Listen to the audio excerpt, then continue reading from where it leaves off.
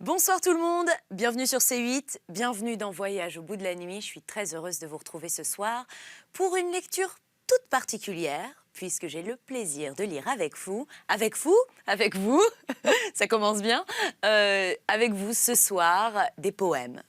En effet, le premier recueil de poèmes de Paul Verlaine, qui est paru en 1866, Poèmes saturniens. Alors, Poèmes saturniens, c'est donc le premier recueil de Verlaine qu'il a écrit alors qu'il n'avait que 22 ans et qui regroupe tous les premiers textes de sa jeunesse. Alors, certains écrits alors que l'auteur n'était encore qu'au lycée. Et le jeune homme, qui avait en effet un peu abandonné ses études de droit, commençait à fréquenter les cercles littéraires parisiens. Il va d'ailleurs collaborer avec une revue littéraire célèbre, le Parnasse contemporain, qui vraiment avait l'intention de promouvoir un art poétique moderne et exigeant, se débarrasser des fatras de la poésie romantique, la poésie lyrique, au nom d'un beau transcendant qui soumet l'émotion à la loi absolue de la forme. Alors, ces poèmes saturniens, Paul Verlaine les place sous le signe de Saturne, Chronos, le dieu du temps et des mélancoliques, et qui est évidemment dans le sillon de son grand maître Baudelaire et dans l'esthétique parnassienne. Et on perçoit déjà les caractéristiques, les traits caractéristiques du poète, c'est-à-dire le primat de la sensation, le paysage d'état d'âme, et évidemment la femme rêvée, toujours enfuie, et la mélancolie. Voilà, alors ce recueil de poèmes est construit plus ou moins sur le modèle des Fleurs du Mal, et ce recueil repose sur une architecture secrète, comme le disait Sainte-Beuve. C'est un poème qui est d'abord composé, c'est un recueil qui est d'abord composé d'un poème liminaire, puis d'un prologue. Ensuite, on a 4 parties distinctes qui sont chacune dédiées à un ami de Paul Verlaine, à un ami poète de Paul Verlaine. Voilà, moi, je pense que vous savez à peu près tout concernant ce recueil de poèmes. Je vous propose qu'on plonge dans le vif du sujet, qu'on commence notre lecture. Si vous souhaitez réagir sur les réseaux sociaux, vous pouvez le faire en utilisant le hashtag VBN. Je vous souhaite un très très bon moment en notre compagnie. Belle lecture les amis. Les sages d'autrefois, qui valaient bien ceci, crurent, et c'est un point encore mal éclairci, lire au ciel les bonheurs ainsi que les désastres, et que chaque âme était liée à l'un des astres. On a beaucoup raillé sans penser que souvent le rire est ridicule autant que décevant. Cette explication du mystère nocturne. Or, ceux-là, qui sont nés sous le signe Saturne, fauve planète, chère aux nécromanciens, ont entre tous, d'après les grimoires anciens, bonne part de malheur et bonne part de bile. L'imagination, inquiète et débile, vient rendre nul en eux l'effort de la raison. Dans leurs veines, le sang, subtil comme un poison, brûlant comme une lave et rare, coule et roule, en grésillant leur triste idéal qui s'écroule. Tels les Saturniens doivent souffrir et tels mourir, en admettant que nous soyons mortels. Leur plan de vie étant dessiné ligne à ligne par la logique d'une influence maligne. Paul Verlaine. Et ça, c'était donc le poème liminaire qui sert d'introduction à ce formidable recueil Poèmes saturniens de Paul Verlaine. Prologue. Dans ces temps fabuleux, les limbes de l'histoire, où les fils de Ragu, beaux de phare et de gloire, vers la Ganga régnaient leur règne étincelant, et par l'intensité de leurs vertus troublant, les dieux et les démons, et Bangava lui-même, Auguste, s'élevé jusqu'au néant suprême. Ah, la terre et la mer et le ciel, purs encore, et jeunes, qu'arrosait une lumière d'or frémissante. Entendez, apaisant leurs murmures, de tonnerre, de flots heurtés, de moissons mûres, et retenant le vol obstiné des essaims, les poètes sacrés chantaient les guerriers saints. Cependant que le ciel et la terre et la mer, voyez, rouges et las de leurs travails austères, s'incliner, pénitents fauves et timorés, les guerriers saints devant les poètes sacrés. Une connexité grandiosement alme, liée le Kshatriya serein au chanteur calme, Valmiki l'excellent à l'excellent Rama, tel sur un étang deux touffes de Padma. Et sous tes cieux dorés et clairs, hélas antique, de Sparte la sévère à la rieuse Attique, les Aédès, Orphée, Alcaïos, étaient encore des héros altiers et combattés. Homéros, s'il n'a pas, lui, manié le glaive, fait retentir, clameur immense qui s'élève, vos échos jamais las, vaste postérité, d'Hector et d'Odysseus et d'Achillus chantés. Les héros, à leur tour, après les luttes vastes, pieux, sacrifiés aux 9 déesses chastes, et non moins que de l'art d'Arès furent épris, de l'art dont une palme immortelle est le prix. Achillus entre tous, et le Laërtiade dompta, parole d'or qui charme et persuade les esprits et les cœurs, et les âmes toujours. Ainsi qu'Orpheus domptait les tigres et les ours. Plus tard, vers des climats plus rudes et des airs barbares, chez les francs tumultueux, nos pères. Est-ce que le trouvère héroïque n'eut pas, comme le preux sa part auguste des combats? Est-ce que Théroldus, ayant dit Charlemagne, et son neveu Roland, resté dans la montagne, et le bon Olivier et Turpin au grand cœur, en beaux couplets et sur un rythme âpre et vainqueur, est-ce que, 50 ans après, dans les batailles, les durs leudes perdant leur sang par 20 entailles, ne chantaient pas le chant de gestes sans rivaux, de Roland et de ceux qui virent Roncevaux, et furent de l'énorme et superbe tuerie du temps de l'empereur à la barbe fleurie. Aujourd'hui, l'action et le rêve ont brisé le pacte primitif par les siècles usés, et plusieurs ont trouvé funeste ce divorce de l'harmonie immense et bleue et de la force.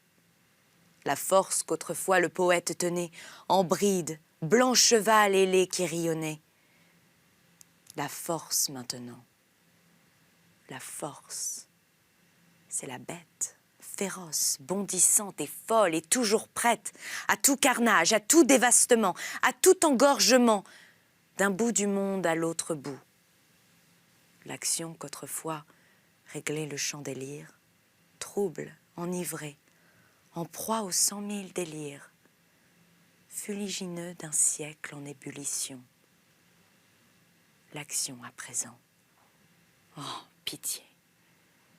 L'action, c'est l'ouragan, c'est la tempête, c'est la houle, marine dans la nuit sans étoiles, qui roule et déroule parmi les bruits sourds, l'effroi vert et rouge des éclairs sur le ciel entr'ouvert. Cependant, orgueilleux et doux, loin des vacarmes de la vie et du choc désordonné des armes, mercenaires voyez, gravissant les hauteurs ineffables, Voici le groupe des chanteurs, vêtus de blanc, et des lueurs d'apothéose empourprent la fierté sereine de leur pose. Tous beaux, tous purs, avec des rayons dans les yeux, et sous leur front le rêve inachevé des dieux. Le monde, que troublaient leurs paroles profondes, les exile. À leur tour, ils exilent le monde. C'est qu'ils ont à la fin compris qu'il ne faut plus mêler leurs notes pures aux cris irrésolus que va poussant la foule obscène et violente, et que l'isolement sied à leur marche lente. Le poète, l'amour du beau, voilà sa foi, l'azur, son étendard, et l'idéal, sa loi.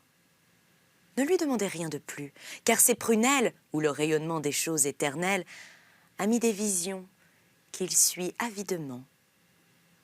Ne saurait s'abaisser une heure seulement sur le honteux conflit des besognes vulgaires et sur vos vanités plates. Et si naguère on le vit au milieu des hommes, épousant leurs querelles, pleurant avec eux, les poussant aux guerres, célébrant l'orgueil des républiques, et l'éclat militaire et les splendeurs auliques, sur la guitare, sur la harpe et sur le luth. S'il ignorait parfois le présent d'un salut, et daignait consentir à ce rôle de prêtre, d'aimer et de bénir. Et s'il voulait bien être, la voix qui rit ou pleure, alors qu'on pleure ou rit, s'il inclinait vers l'âme humaine son esprit, c'est qu'il se méprenait alors sur l'âme humaine. Maintenant, va mon livre, où le hasard te mène. Mélancolia, dédié au cher ami de Paul Verlaine, Ernest Bouthier.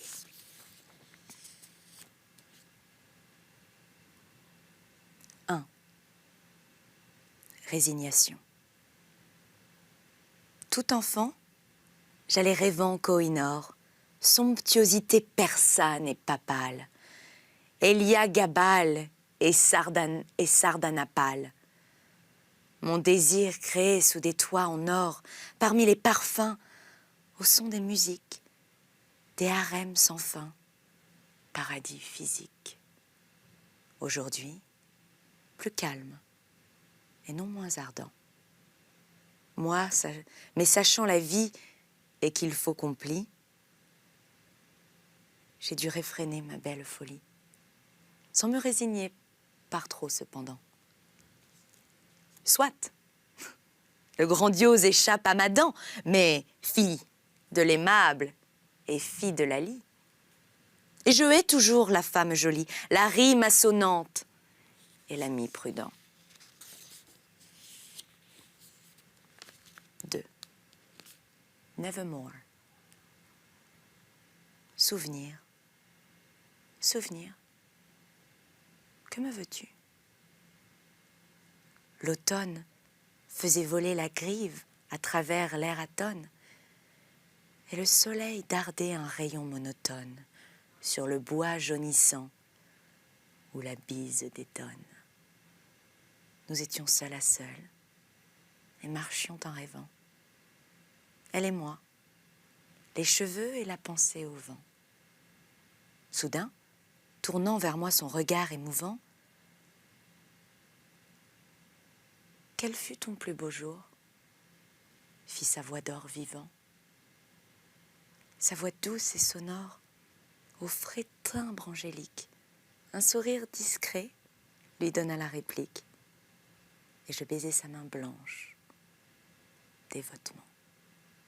Ah, les premières fleurs, qu'elles sont parfumées, et qu'il bruit avec un murmure charmant, le premier oui qui sort de lèvres bien-aimées. 3. Après 3 ans. Ayant poussé la porte étroite qui chancelle, je me suis promenée dans le petit jardin qu'éclairait doucement le soleil du matin, paillettant chaque fleur d'une humide étincelle. Rien n'a changé. J'ai tout revu. L'humble tonnelle, de vignes folles, avec les chaises de rotin. Et le jet d'eau fait toujours son murmure argentin.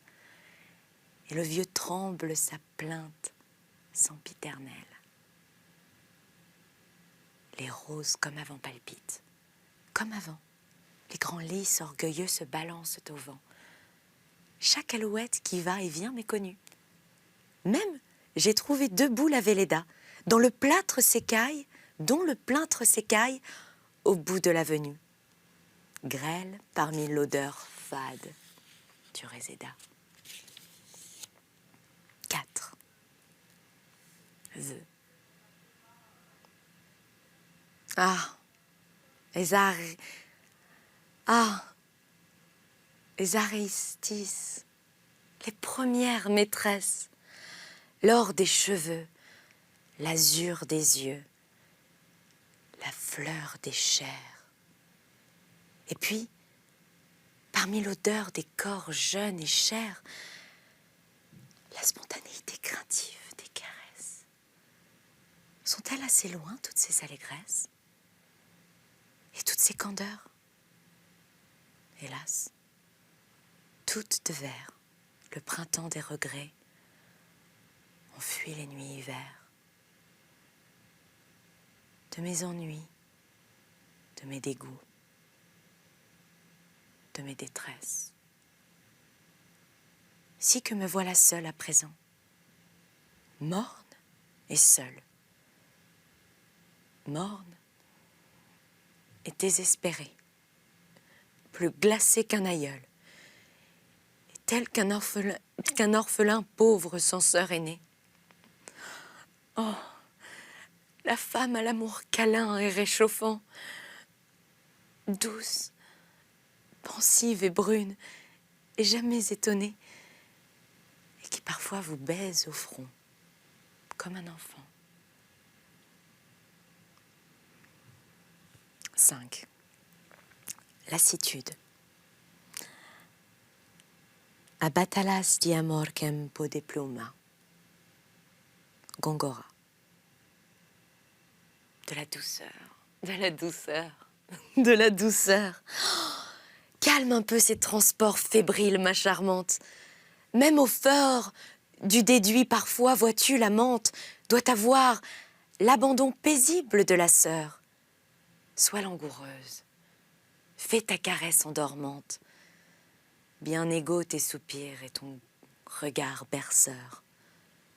Va, l'étreinte jalouse et le spasme obsesseur ne valent pas un long baiser, même qui mente. Mais dans ton cher cœur d'or, me dis-tu, mon enfant, la fauve passion va sonnant l'olifant. Laisse-la trompeter à son aise, la gueuse. Mets ton front sur mon front et ta main dans ma main, et fais-moi des serments que tu rompras demain. Et pleurons jusqu'au jour, en petite fougueuse. 6. Mon rêve familier. Je fais souvent ce rêve étrange et pénétrant d'une femme inconnue, et que j'aime, et qui m'aime, et qui n'est chaque fois ni tout à fait la même, ni tout à fait une autre, et m'aime, et me comprend. Car elle me comprend, et mon cœur transparent, pour elle seule, hélas, cesse d'être un problème. Pour elle seule, et les moiteurs de mon front blême.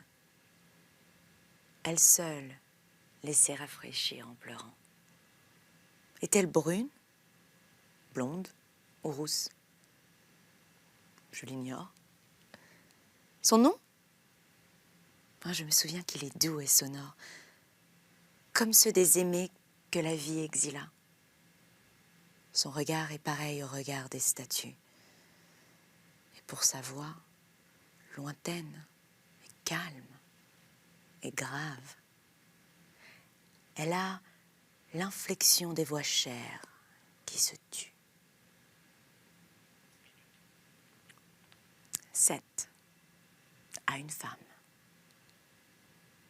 À vous ces vers de par la grâce consolante, de vos grands yeux où rit et pleure un rêve doux, de par votre âme pure et toute bonne, à vous ces vers du fond de ma détresse violente. C'est qu'hélas, le hideux cauchemar qui me hante n'a pas de trêve et va furieux, fou, jaloux, se multipliant comme un cortège de loups, et ce, pendant après mon sort qu'il est ensanglante. Oh, je souffre affreusement, si bien que le gémissement premier du premier homme chassé d'Éden n'est qu'une éclogue au prix du mien. Et les soucis que vous pouvez avoir sont comme des hirondelles sur un ciel d'après-midi. Cher, par un beau jour de septembre à Teidi. Et enfin, pour clôturer cette première partie du recueil des poèmes saturniens, numéro 8, l'angoisse. Nature. Rien de toi ne m'émeut. Ni les champs nourriciers, ni l'écho vermeil des pastorales siciliennes, ni les pompes aurorales, ni la solennité dolente des couchants. Je ris de l'art, je ris de l'homme aussi. Des chants, des vers, des temples grecs et des tours en spirale qu'étirent dans le ciel vide les cathédrales. Et je vois du même œil les bons et les méchants. Je ne crois pas en Dieu. J'abjure et le renie toute pensée. Et quant à la vieille ironie, l'amour, je voudrais bien qu'il ne m'en parlât plus. Las de vivre, ayant peur de mourir, pareil aux briques perdues jouées du flux et du reflux, mon âme pour d'affreux naufrages appareille. Et voilà, nous sommes en pleine lecture des poèmes saturniens de Verlaine, qu'il a publié en 1866. Je vous propose de faire une pause dans notre lecture de ces poèmes avant d'entamer la deuxième partie de ce recueil intitulé « Eau forte ». On se retrouve très vite. Salut à tous. Ciao.